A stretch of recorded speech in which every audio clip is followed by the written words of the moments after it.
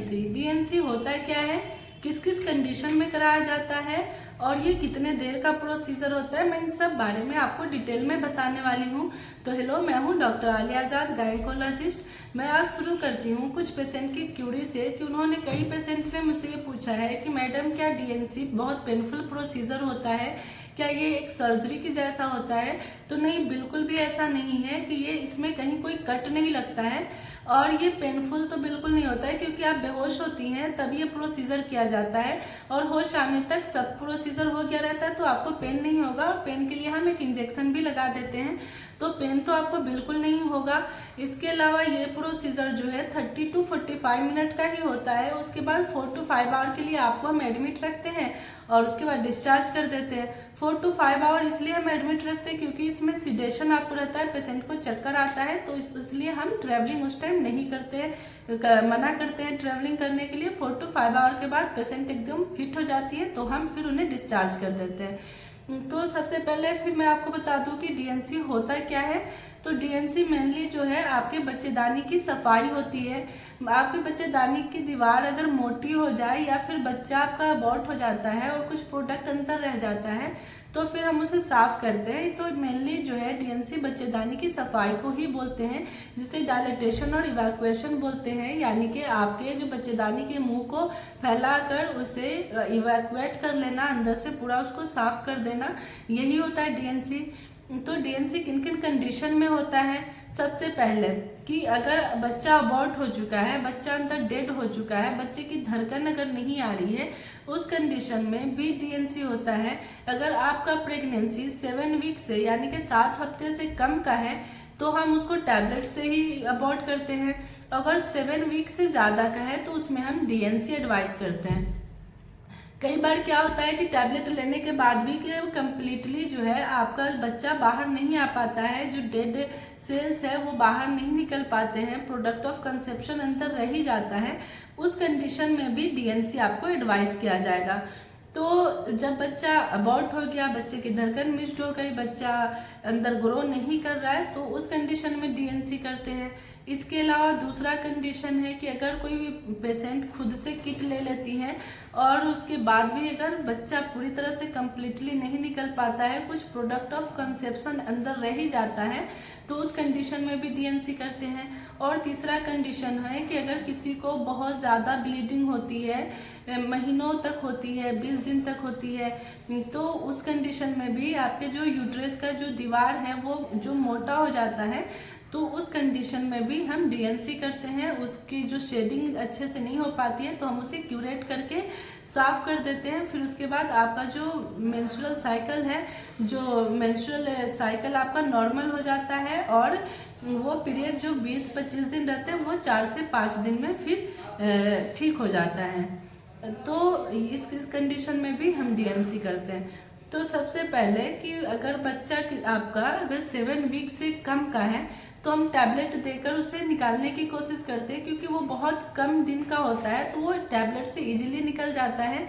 लेकिन कई बार होता है कि वो लेने के बाद भी कुछ प्रोडक्ट ऑफ कंसेप्शन अंदर रह जाता है तो डीएनसी करते हैं। तो उसमें क्या करते हैं कि पेशेंट को हम ले जाकर एडमिट करते हैं और एडमिट करने के बाद पेशेंट को हम ओटी में ले जाते हैं और ओटी में ले जाने के बाद पेशेंट को हम एनेस्थेसिया देते हैं और एनेस्थेसिया देने के बाद हम अपना प्रोसीजर करते हैं। प्रोसीजर में क्या है कि उससे जब हम पेशेंट को अंदर ओटी में लेते हैं उससे 1 से 1.5 घंटे पहले उनको एक टैबलेट देते हैं, सबलिंगुअली 2 देती है और वेजाइनली भी देते हैं, कोई कोई इंजेक्शन देता है। तो ये देने के बाद पेशेंट का जो सर्विक्स होता है, बच्चेदानी की जो मुंह होती है वो फैल जाती है, जिसकी वजह से हम आसानी से ये अपना प्रोसीजर परफॉर्म कर पाते हैं। जब पेशेंट को अंदर ले लेते हैं तो उसको बच्चेदानी के मुंह को फैला कर हम उससे अंदर क्यूरेट करके और एक सक्शन मशीन होता है उससे हम सक करके निकाल लेते हैं। तो ये मेन प्रोसीजर होता है बच्चेदानी के मुंह को फैलाना और अंदर से पूरा जो भी प्रोडक्ट ऑफ कंसेप्शन है उसको अच्छे से हम साफ करके निकाल लेते हैं। ये आप कभी भी लोकल में नहीं करवाएं, क्योंकि जो एक्सपर्ट हैंड है उन्हीं से करवाएं। कई बार होता है कि लोग जो है गांव देहात में ऐसा ना किसी से भी जाके, कोई नर्स है या फिर कोई ट्रेनिंग डॉक्टर है या फिर कोई वार्ड बॉय है, उससे भी ये करवा लेते हैं, जिसमें खतरा होता है आपके यूट्रस के परफोरेशन का, यूट्रस में छेद होने का, क्योंकि उन्हें नहीं पता होता है कि हमें कितना अंदर तक जो इंस्ट्रूमेंट है वो डालना है।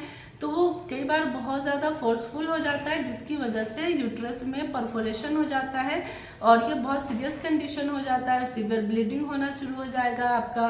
तो ये कभी भी आप एक्सपर्ट डॉक्टर से ही करवाइए प्रोसीजर। उसके अलावा डीएनसी जो है, अगर 7 वीक से ज़्यादा की प्रेगनेंसी है तो उसमें तो डॉक्टर आपको डायरेक्ट डीएनसी ही एडवाइस करेगी। तो यही सब कंडीशन होता है जिसमें आपको डीएनसी करवाना होता है।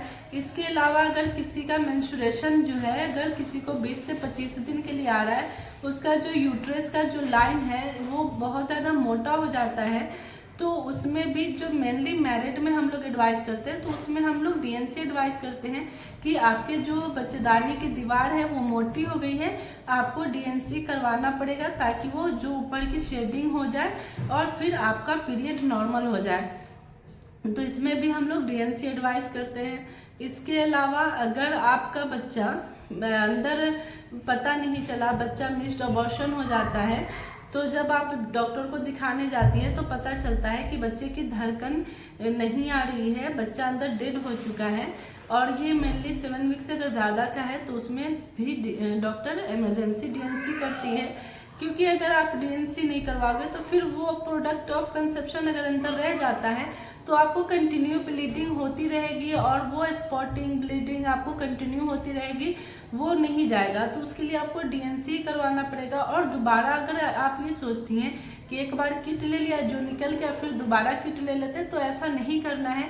दोबारा भी अगर आप किट लेते हो तो वो अगर चिपक गया है तो वो इजीली नहीं निकलता है, तो इसके लिए आपको डीएनसी ही करवाना पड़ेगा। तो ये सब कंडीशन है डीएनसी कराने का।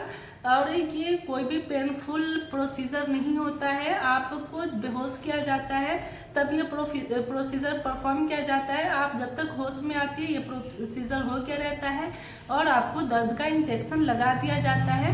तो इसलिए इसमें बिल्कुल घबराना नहीं है, कोई कट नहीं आता है, बहुत ज़्यादा पेनफुल प्रोसीजर नहीं है।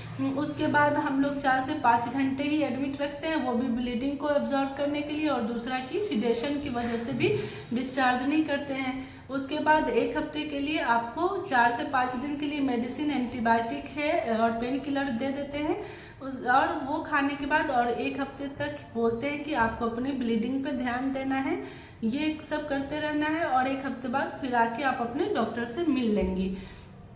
तो ये डीएनसी करने के बाद मेनली जो है 1 वीक तक शुरू में थोड़ी बहुत ब्लीडिंग होगी, उसके बाद स्पॉटिंग होगी और 1 वीक में ही ये ब्लीडिंग भी बंद हो जाती है।